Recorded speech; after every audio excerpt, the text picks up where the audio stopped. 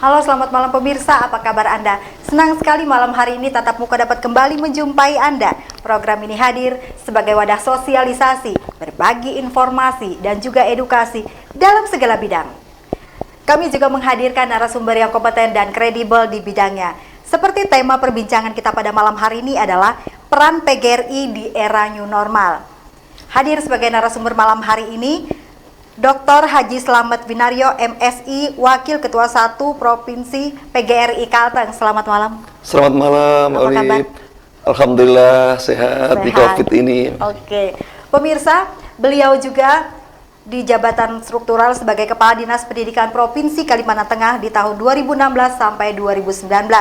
Saat ini, beliau juga mengajar di dosen Universitas Palangkaraya pada Prodi Manajemen Pendidikan. Dan juga yang saat ini digeluti adalah jabatan organisasi sebagai Ketua 1 PGRI Kalimantan Tengah. Nah pemirsa, kita ingin berbincang lebih jauh lagi. Bagaimana dan seperti apa peran PGRI Kalimantan Tengah dalam mendukung pembelajaran siswa dengan layanan khusus di era new normal? Pelajaran khusus apa yang ditawarkan di sini? Kemudian, bagaimana tingkat efektivitas dan produktivitasnya? Kemudian kita juga ingin mengetahui bagaimana PGRI sendiri mempersiapkan SDM guru sebagai tenaga pengajar, mempersiapkan orang tua murid sendiri, kemudian mempersiapkan siswa-siswanya menjadi SDM yang tangguh khususnya di era new normal. Bersama saya Olivia Teja, inilah Tatap Muka selengkapnya.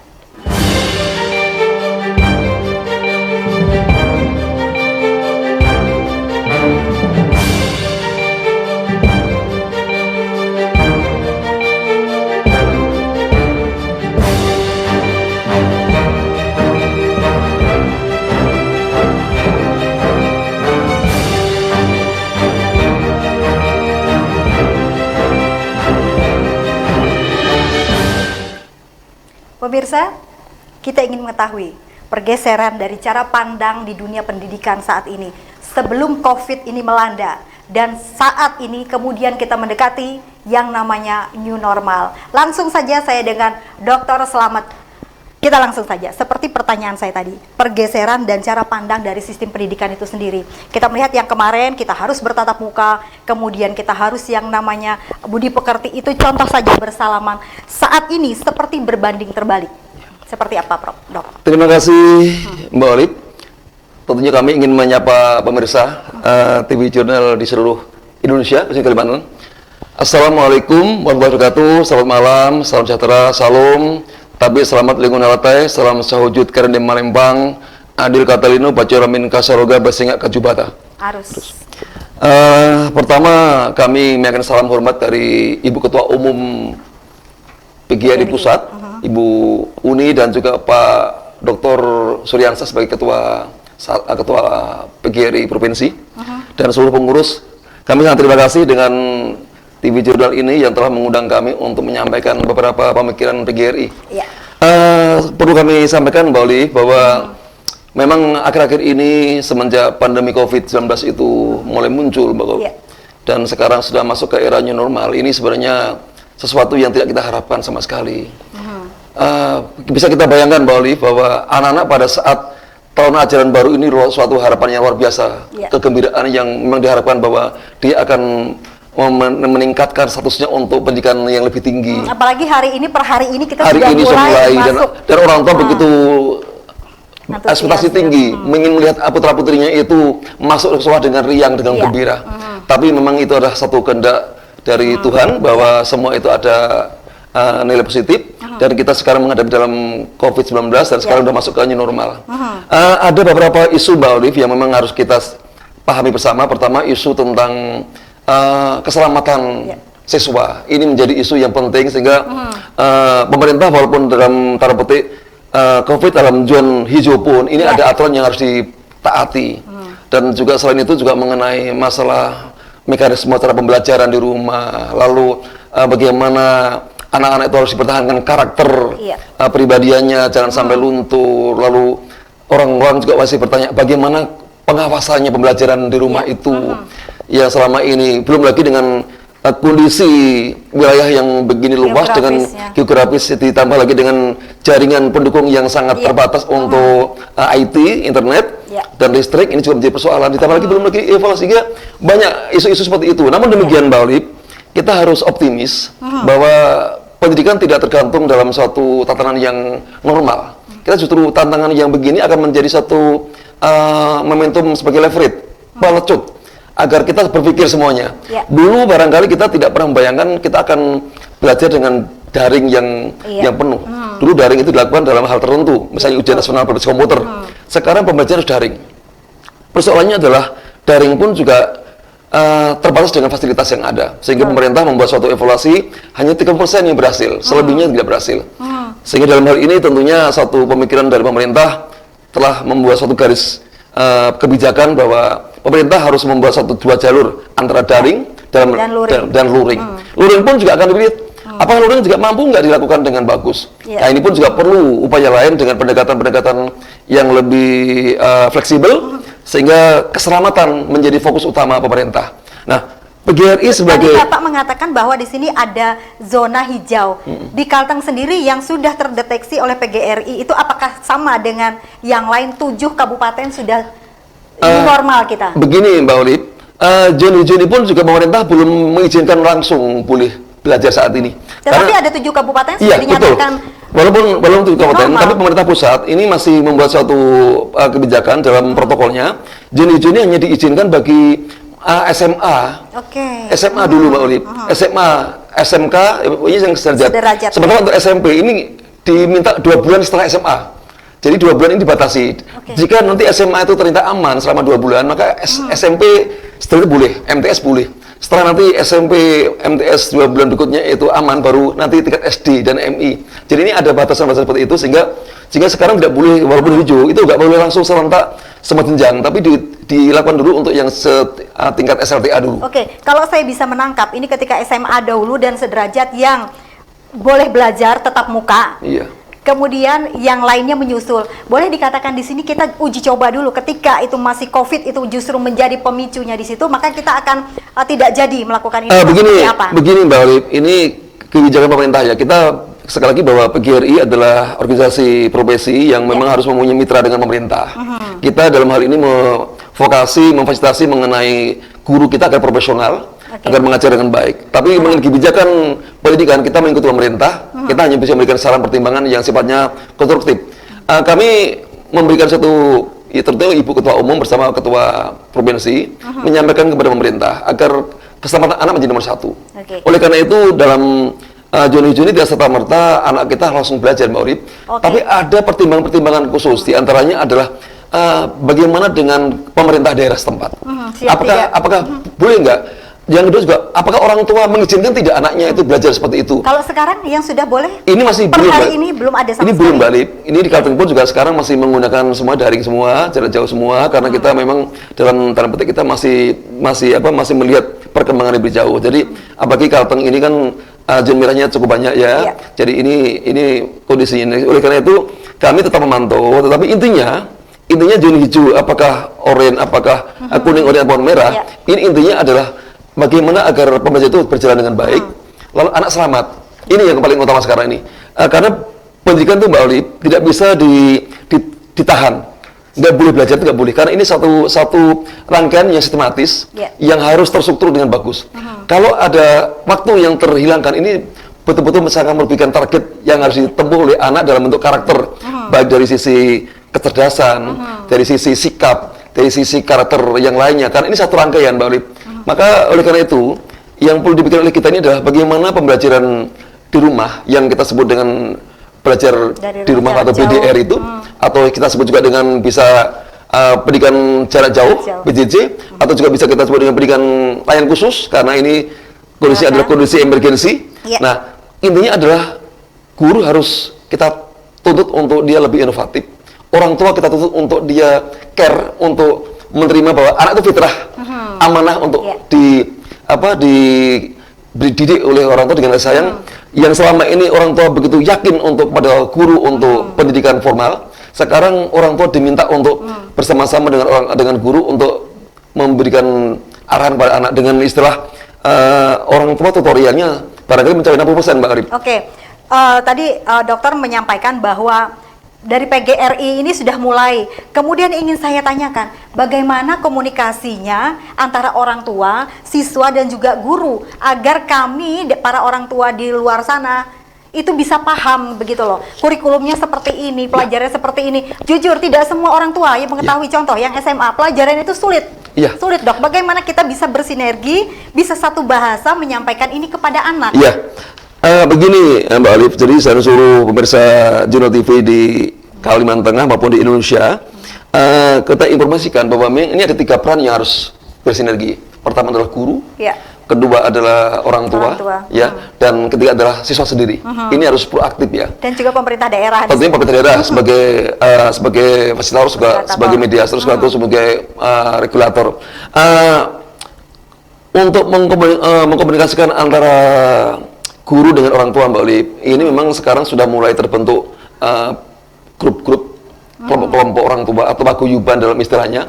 Karena orang tua ini sekarang didorong untuk di sekolah ini, Mbak Lip, ini ada peraturan Menteri Pendidikan dan Kebudayaan itu yang mengatur, Mbak Lip, bahwa selain komite sekolah, ini ada semacam perintah sebelum COVID ini. Sebelum COVID itu sudah ada. Jadi waktu itu sudah ada, kita bentuk dengan paguyuban orang tua.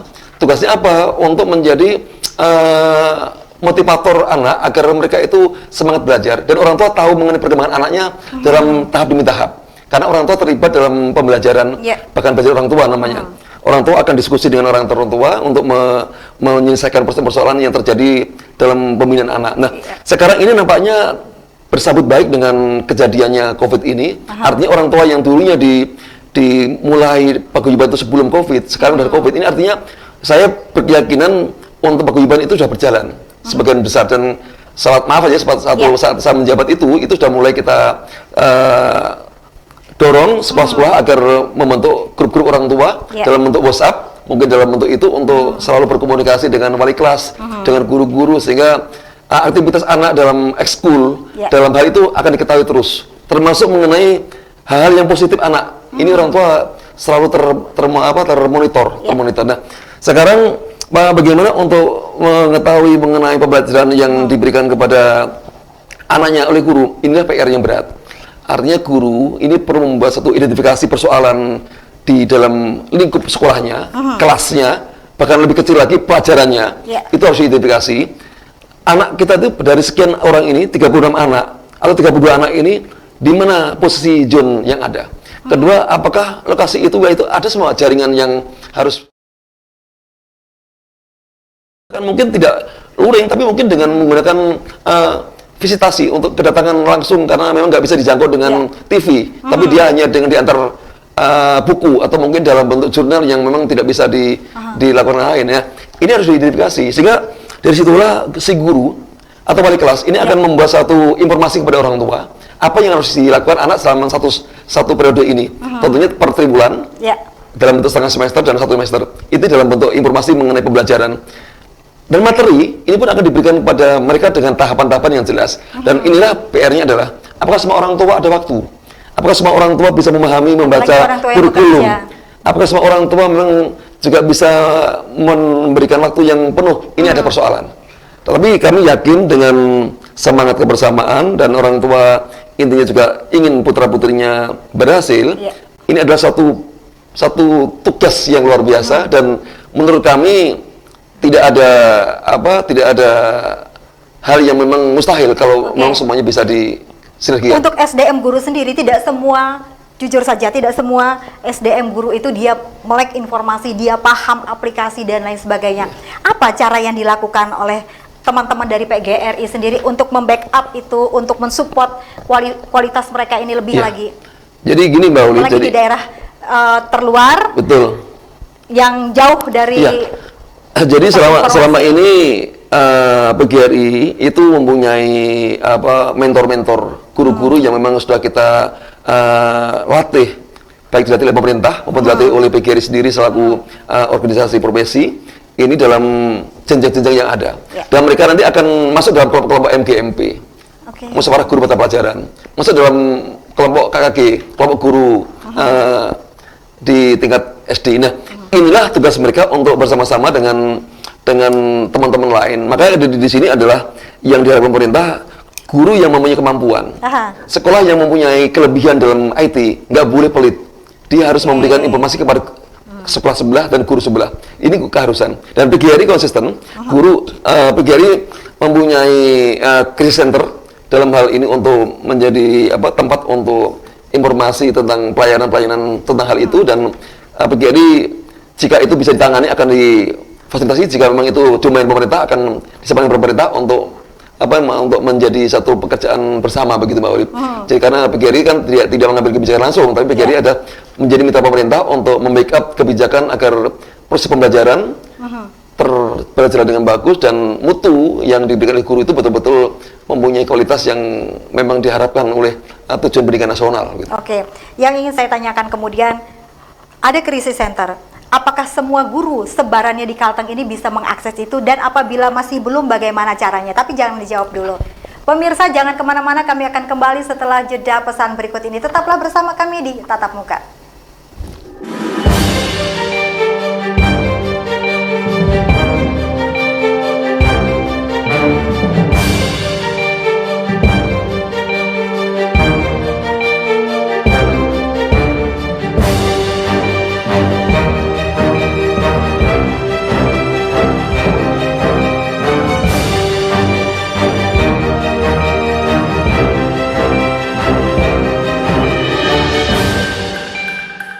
Terima kasih pemirsa, Anda masih bersama kami di Tatap Muka dengan tema kita pada hari ini, peran PGRI di era new normal, dan masih dengan saya Dr. Haji Slamet Winaryo, Wakil Ketua 1 Provinsi PGRI Kalimantan Tengah. Kita lanjutkan tadi sampai di krisis center, bagaimana sosialisasinya kepada guru-guru hingga ke tingkat yang jauh di pelosok, yang jauh dari akses komunikasi. Ya, Mbak Oli, PGRI ini adalah organisasi yang mempunyai jenjang yang bertingkat ya, mulai dari pusat sampai dengan provinsi, kabupaten, cabang, ranting. Itu di tingkat-tingkat desa ya. Artinya bahwa kita mempunyai struktur yang sangat artinya sampai ke tingkat pelosok. Oleh karena itu PGRI melalui pembinaan di organisasi ini adalah sangat serius. Nah, tentunya tidak semuanya menggunakan biaya, Mbak. Kita menggunakan cara-cara tadi dengan outsourcing, dengan mungkin kita dengan baik melalui MGMP, KKG dan sebagainya. Dengan krisis center ini adalah betul-betul memang menjadi think tanknya penyelesaian masalah, Mbak Uli. Nah, tetapi pemerintah juga diharapkan selalu mempunyai kebijakan yang lebih besar karena mereka adalah yang mempunyai anggaran ya, mempunyai anggaran, mempunyai kebijakan yang luas. Sementara PGRI menjadi mitra, tentunya kita akan mendukung apapun yang dilakukan oleh pemerintah untuk kebaikan pendidikan. Dan kami optimis bahwa pada saat ini semenjak masa COVID ini, baik mulai pandemi sampai dengan new normal ini, semua guru di Kalteng terutama dan mungkin di Indonesia sudah semuanya ini sudah menyentuh IT.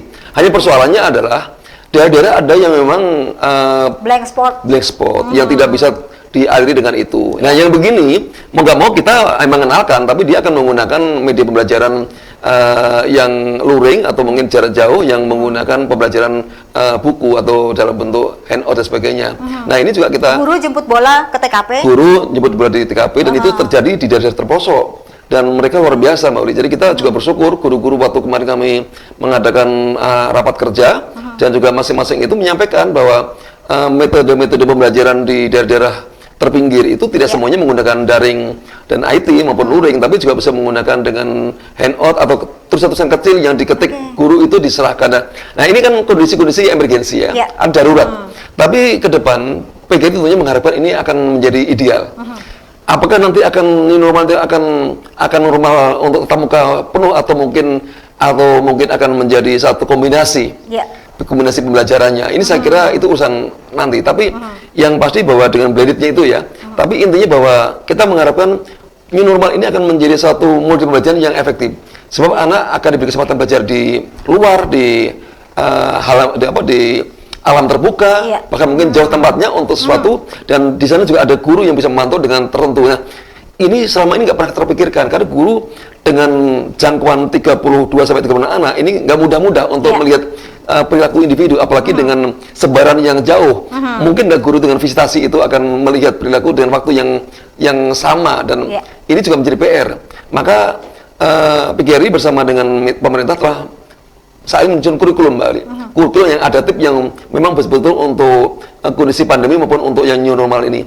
Kurikulum itu tentunya yang dipikirkan adalah mengenai strategi. Kalau mengenai konten standar lulus, ini nggak bisa ditawar lagi, karena kita nggak boleh lagi, karena ini pandemi lalu dikurangi standarnya, nggak boleh. Kita harus tetap standarnya tinggi, tapi untuk cara pembelajarannya itu yang perlu dibentuk. Mana yang penting duluan? Apa karakter dulu atau mungkin kognitif? Nah, ini yang penting. Tapi pemerintah memberikan satu stressing bahwa yang utama anak ini adalah mempunyai semangat karakter. Dia mempunyai ingin belajar dan dia lebih banyak kualitatif yang dibahas, bukan kuantitatif. Artinya jawaban-jawaban itu boleh dengan logika untuk mengasah otak agar kita untuk mengasah emosional diri. Ini yang utama, Mbak Ali. Kalau dahulu kebanyakan anak-anak kita yang diutamakan adalah segi teorinya. Saat ini mungkin lebih banyak implementasinya. Kemudian bagaimana di era seperti sekarang ini, kita masih terpapar COVID, menghasilkan anak-anak ini yang kedepannya bidang pekerjaannya pun tidak lagi seperti yang dulu. Iya, Mbak Ali. Jadi gini, saya ingin masuk kepada orang tua, Mbak Ali ya. Karena orang tua ini menjadi penentu utama. Saya mencoba untuk memberikan satu rekomendasi dalam para orang tua ini, paling tidak ada 5 peran yang penting. Pertama, orang tua memang harus mengingatkan kepada putra-putrinya mengenai new normal. Agar anak-anak gitu tetap disiplin. Di rumah dia tuh tetap menjaga new normal itu sebagai satu protokol yang ditaati dia nggak boleh main-main. Lalu yang kedua, orang tua juga mengawasi cara belajar anak. Tadi yang di awal tadi dikatakan bagaimana kesehatan. Ini penting. Orang tua walaupun mungkin tidak ngerti kurikulum, tapi paling tidak dia tahu bahwa apa nak yang dipelajari Anda atau kamu selama 1 minggu ini. Anak akan membuat informasi kepada orang tua, dan orang tua walaupun dia nggak paham, ini paling nggak satu informasi. Nah, kalau orang tua nggak tahu, nanti orang tua bisa menggunakan tadi itu paguyuban orang tua bisa, atau mungkin juga bisa dengan walinya, atau mungkin dengan yang lain. Lalu yang ketiga, Mbak Uli, itu orang tua penting untuk memotivasi anak jangan sampai bosan, karena hasil daripada penelitian kawan-kawan ini anak banyak yang jenuh. Karena dia biasanya di sekolah itu ketemu kawan, di situ dia hanya di dalam kamar atau di ruangan itu tertutup dengan apalagi dengan kondisi yang tidak mengingat anak itu jenuh. Nah, inilah peran orang tua untuk rajin-rajin bagaimana untuk motivasi. Kalau dari PGRI sendiri, adakah terobosan itu bagaimana caranya secara psikologi agar anak-anak ini tidak jenuh? Kalau memang jenuh, tetapi seperti apa? Ada mungkin cara kreatif yang ditawarkan oleh PGRI? Jadi PGRI, Mbak Olive, ini ada beberapa event-event dalam bentuk penulisan, dalam bentuk kuis-kuis itu memang ditampilkan juga untuk memberikan seringan-seringan anak. Tapi itu pun tidak mengganggu pembelajaran utama. Dan untuk membuat mereka tertarik, sehingga dengan demikian mereka juga mengikuti itu sebagai satu bagian daripada edukasi. Dan itu untuk anak ya. Sementara untuk orang tua, PGRI tentunya selalu memberikan kesempatan. Kalau orang tua ada yang ingin belajar bagaimana seorang orang tua yang mampu untuk membimbing anak dalam pelajaran pedagogi, mengajar anak di rumah yang baik, PGRI siap untuk memberikan bimbingan itu. Maka dengan center itu kita telah menyiapkan teman-teman guru yang nanti bisa untuk memberikan pembekalan guru-guru orang tua yang memang perlu kursus singkat ya. Adakah tutor sendiri untuk para orang tua ini, mengingat pendidikan orang tua pun itu beragam dan berbeda. Tidak semua memiliki strata pendidikan yang tinggi menghadapi mata pelajaran anak yang saat ini sepertinya lebih kompetitif. Parenting Mbak Olive ini adalah penting. Bagaimana pendidikan orang tua kepada anak ini penting sekali. Makanya konsep parenting ini terus kami sampaikan kepada orang tua, agar orang tua bagaimana cara mendidik, bagaimana cara mengikuti anak-anak. Kalau kita menjaga karakter itu bukan dengan kekerasan atau mungkin dengan cara yang lepas, tapi ada satu saat orang tua juga tega untuk anak biar kerja keras. Satu saat juga orang tua tidak tega karena itu berbahaya. Orang tua harus tahu bahwa itu berbahaya, maka ini perlu saya selamatkan. Tapi kalau itu belum berbahaya, anak masih berjuang, biarkan dulu dia berjuang sampai dia mencapai tujuan itu, sehingga itu ada perjuangan.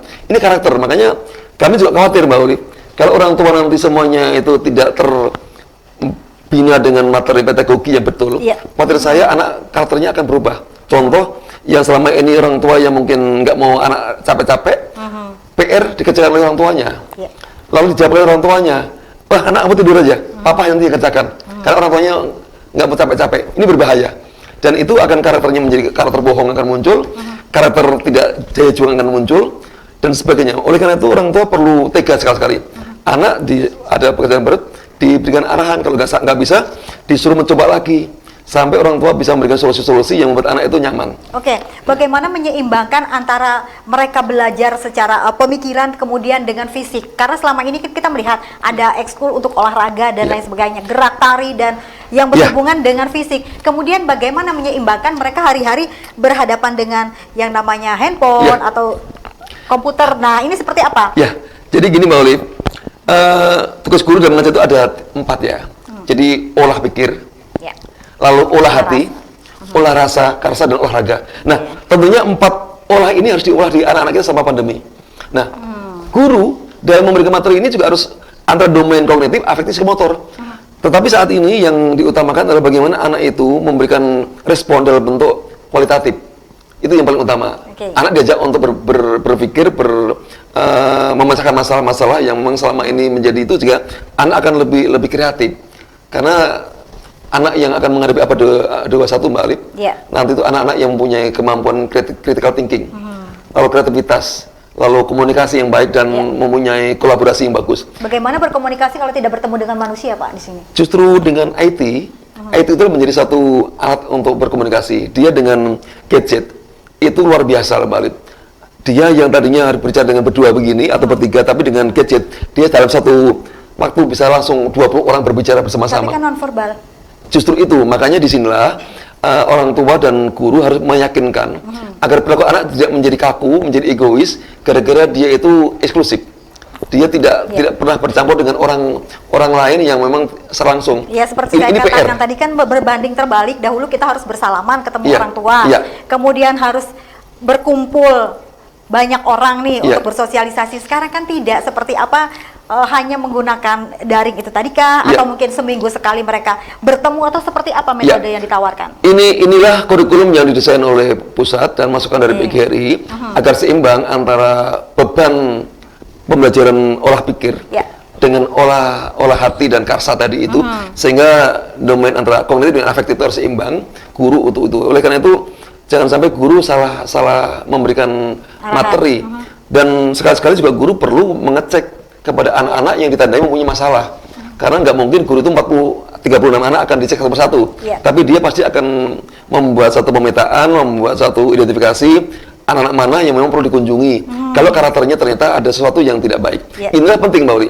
Jadi makanya guru harus betul-betul mengenal muridnya. Dia mengevaluasi itu dengan individu Mbak Uli, lalu dia segera merespon apapun yang dilakukan oleh anak, memberikan umpan balik yang baik agar anak juga senang, dan dia juga memberikan solusi-solusi.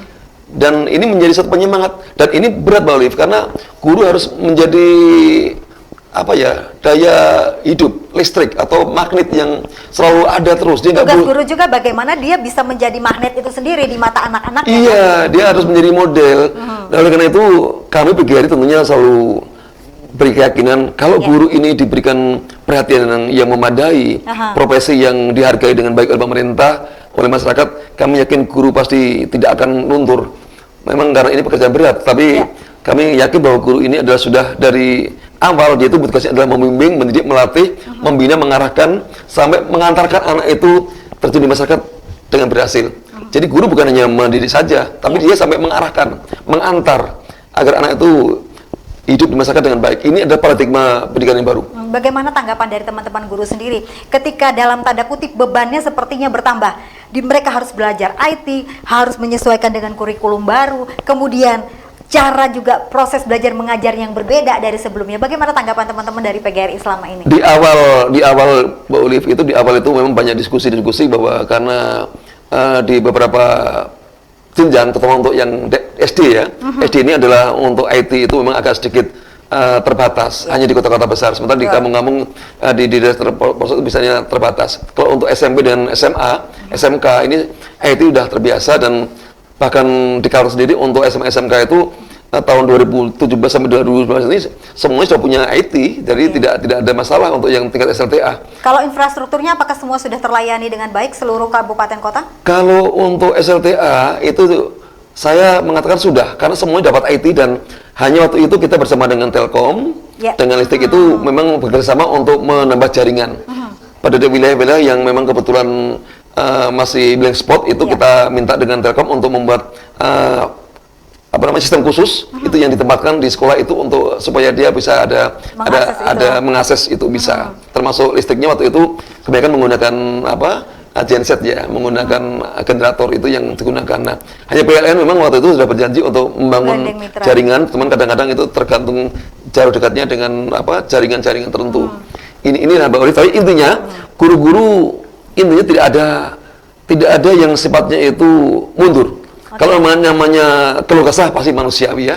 Karena kadang-kadang dia fasilitasnya terbatas, jangkauannya luas, beban yang diajar itu juga tidak mudah-mudah karena dengan kurikulumnya juga kurikulum pun juga tinggi, nggak boleh kita untuk mengurangi target. Itu semuanya juga menjadi satu PR. Tapi dengan kondisi ini, dengan sinergi pemerintah, dengan guru, dengan semua pihak mempunyai komitmen, punya semangat, saya kira semuanya oke saja. Oke, bagaimana cara kita mengetahui SDM anak-anak, SDM guru itu sendiri ada peningkatan dari waktu ke waktu? Tapi jangan dijawab dulu.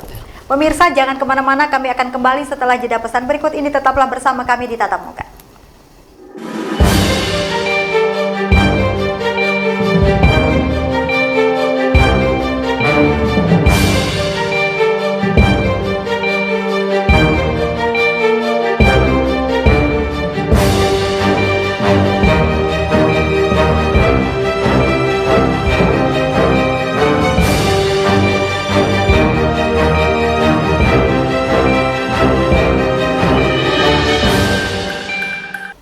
Terima kasih pemirsa, Anda masih bersama kami. Kita lanjutkan perbincangan kita. Kita tadi terhenti sampai di SDM anak, kemudian SDM guru. Bagaimana mengevaluasi mereka ini? Apakah ada peningkatan grade A misalnya jadi naik dari sebelumnya seperti apa? Ya. Terima kasih Mbak Olive.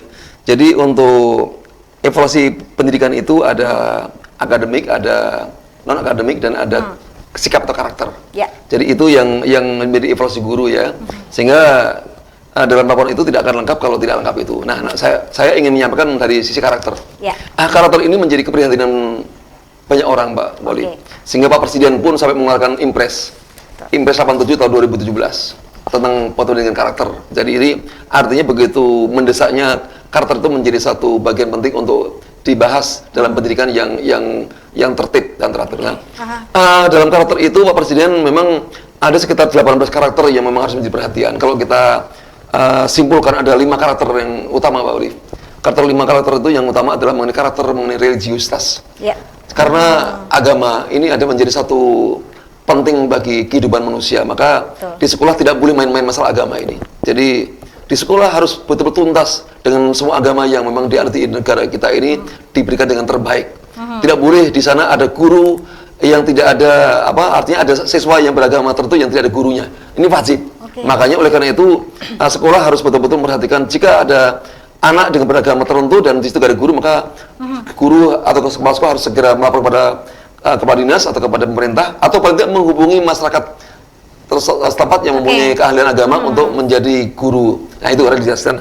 Dan religius ini juga diharapkan ada keseimbangan antara kemampuan keilmuan dengan praktek. Kalau dia dinilai guru itu 8, maka sesungguhnya anak itu sudah baik perilakunya. Kalau dia Islam dia sholatnya lengkap, kalau dia Kristen juga ke gerejanya kontinuitas, tidak hanya sekali-sekali atau mungkin Buddha atau mungkin Hindu keharian, ini semuanya akan terukur. Jadi betul-betul antara perilaku dengan ini betul-betul betul-betul seimbang. Nah, ini penting guru agama. Guru agama tidak boleh memberikan nilai tinggi kalau dia melihat di rumah itu tidak benar. Makanya sebelum menilai tinggi itu dia harus melihat juga perilaku di rumah. Benar nggak anak ini seimbang dengan itu? Nah, itu yang pertama. Yang kedua mengenai karakter nasionalis. Ini yang sering disampaikan oleh banyak pihak bahwa kita ini hampir berluntur karena kita perlu ada degradasi yang memang harus kita sampaikan. Ini banyak pengaruh luar yang ini penting. Apalagi melalui gadget seperti ini sehingga dia melihat kondisi-kondisi luar yang bukan bangga dengan negara kita sendiri. Maka oleh karena itu pendidikan menyangkut mengenai nasionalis itu harus diberikan kepada anak kita dan itu harus diperkuat dengan pembentukan karakter itu. Dan seperti kepramukaan, seperti OSIS ini latihan anak-anak kita untuk nasionalis. Jadi dia juga harus belajar kepemimpinan agar dia juga memahami itu dengan Apalagi sekarang tidak ada. Iya. Sementara ini PMR, Iya. Paskibra juga Iya, tidak ada. dengan ya begitulah Mbak Orita. Tapi ini nanti intinya akan didesain. Lalu setelah nasionalis juga ini mengenai gotong royong. Kolaborasi ini hampir-hampir luntur. Makanya gotong royong ini pun juga menjadi satu penekanan utama agar anak tidak egois. Ya. Yang selama ini mungkin dia merasa dia paling hebat, ini dia nggak boleh. Dia harus juga mengatakan bahwa manusia itu mempunyai sifat sosial, dia mempunyai orang lain. Nah, itu yang ingin saya tanyakan di sini. Bagaimana menyeimbangkan itu sementara mereka hari-harinya hampir berapa persen itu berhadapan dengan gadget, dengan komputer dan lain-lain. Sosialisasi yang lain kan jarang karena memang tidak boleh kita kan. Oke, Mbak Mori. Jadi gini, inilah makanya yang menjadi PR adalah bagaimana orang tua ini bisa meyakinkan kepada anak. Sebenarnya di dalam era new normal ini di rumah bukan nggak boleh ketemu dengan kawan. Dia masih bisa ketemu dengan kawan yang sekitarnya, yang satu lingkungan, tapi pada waktu dia bermain, dia juga harus diatur protokolnya itu. Anak harus menggunakan misalnya cuci tangan, dia menggunakan masker, dan dia jaraknya juga harus 1 sampai 2 meter, dia nggak boleh berpeluk-pelukan, mungkin dia untuk permen nggak boleh dicoba bersama-sama, minum air juga nggak boleh gantian. Ini semua orang tua mengingatkan. Jadi dia boleh. Jadi orang tua jangan juga lalu karena ini adalah COVID lalu diprotek. Benar-benar karantina. Nah, ini nggak bisa. Jadi tetap aja diberikan kesempatan, tapi diberikan mengenai bagaimana protokol kesehatan yang baik untuk anak, sehingga dia juga akan terjaga itu. Dan kalau perlu juga dicek dengan suhu tubuhnya yang anaknya bermain dan sebagainya. Ini satu cara agar sosialitas ini juga penting, jangan sampai dia diputus.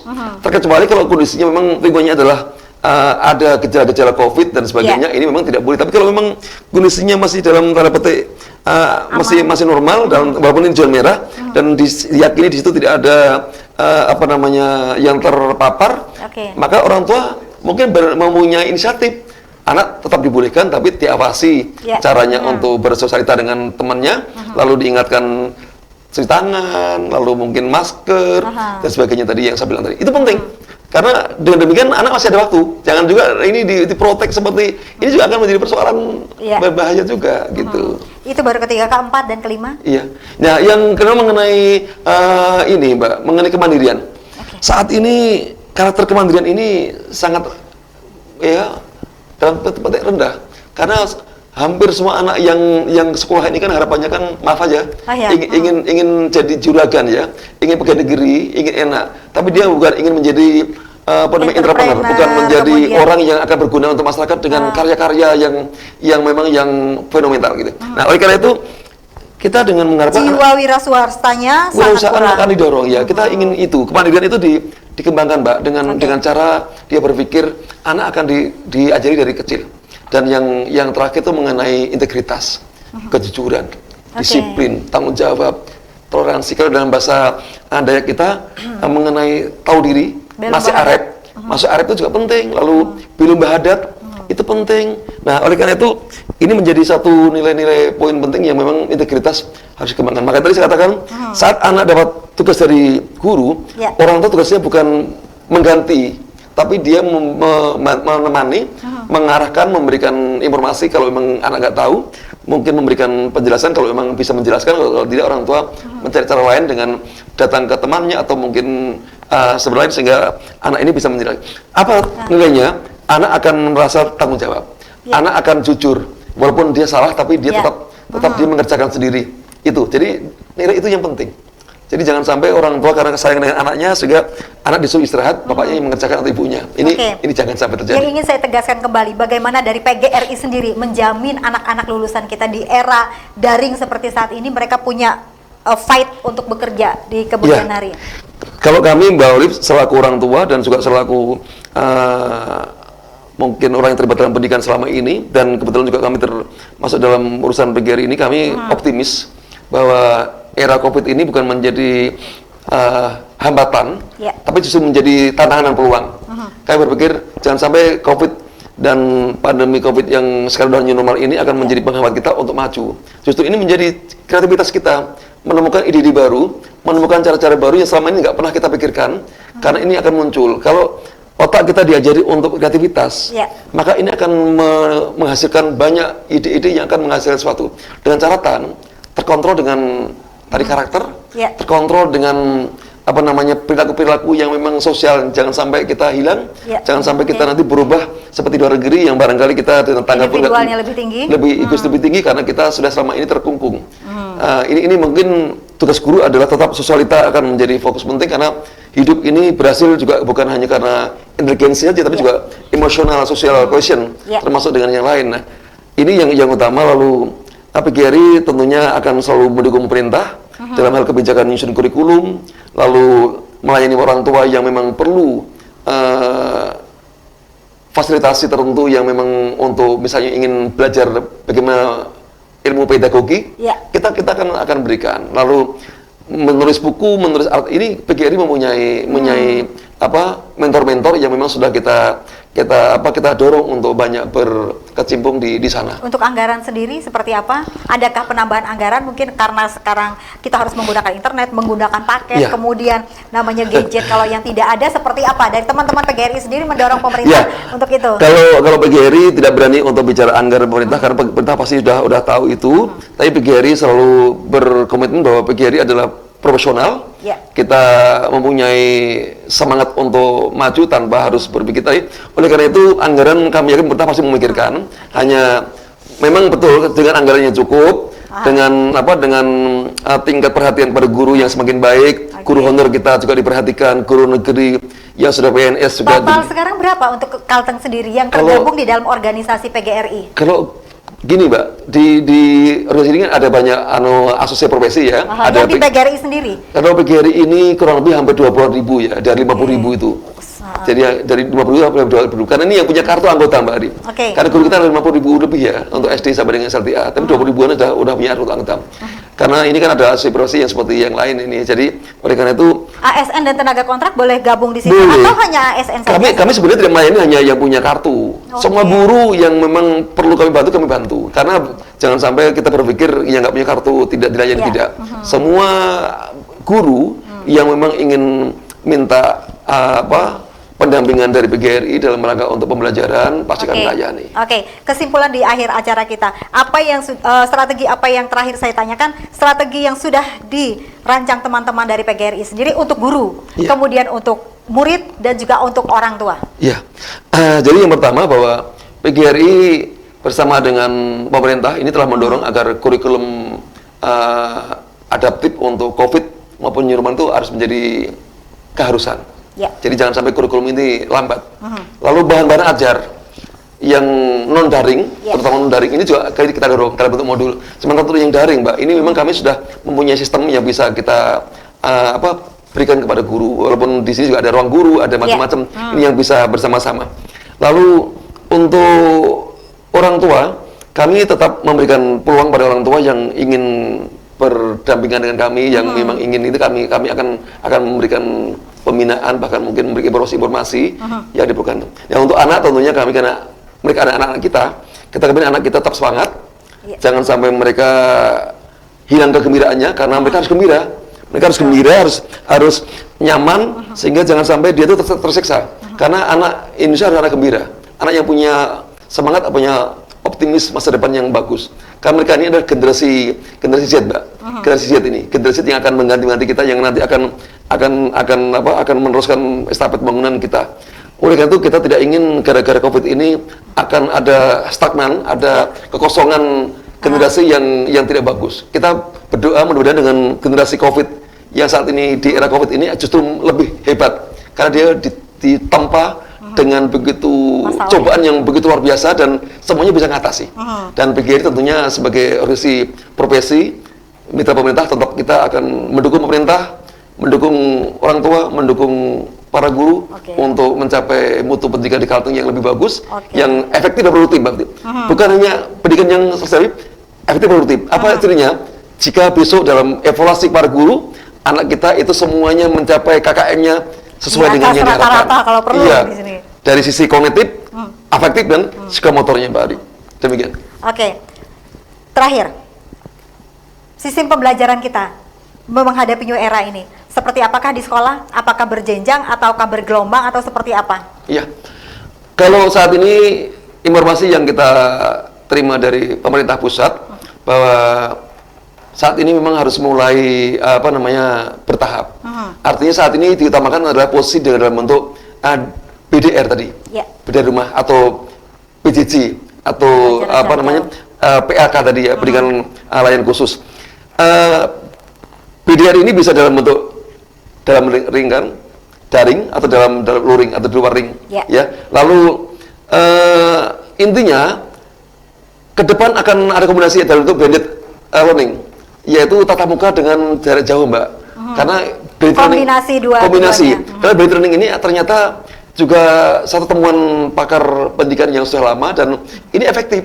Tapi biasanya hanya untuk mahasiswa blended learning ini. Tapi untuk anak-anak SLTA, rasanya SLTP sudah bisa digunakan ini. Kalau nanti itu diperlukan dengan blended learning karena anak tidak jenuh.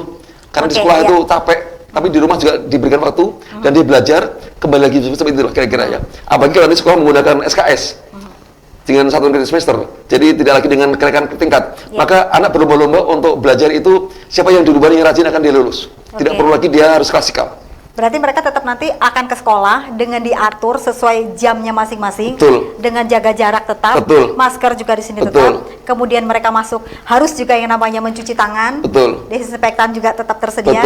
Oke, berarti ini yang akan kita lakukan ke depan. Oleh karena itu sekolah yang udah berani tatap muka, maka dia protokol kesehatan harus dipenuhi. Tidak boleh tidak. Tapi syarat-syarat orang tua setuju, guru setuju, pemerintah mendukung, baru bisa. Kalau di antara tiga ini belum kompak, maka pemerintah pusat mengatakan jangan dulu. Oke, terima kasih kepada Dr. Haji Slamet Winaryo selaku Wakil Ketua 1 Provinsi PGRI Kalteng sudah berbagi bersama kami pada malam hari ini. Salam sehat. Terima kasih. Pemirsa, demikianlah akhir perbincangan kita pada malam hari ini. Tema kita peran PGRI di era new normal.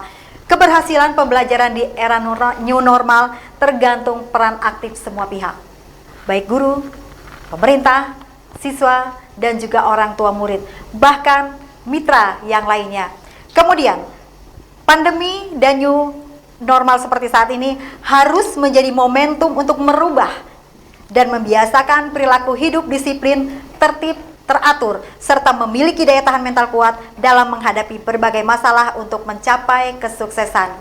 PGRI mendukung itu semua bersama pemerintah. Akhir kata, saya Olivia Teja bersama teman-teman yang bertugas pada malam hari ini pamit undur diri dari hadapan Anda dan sampai jumpa.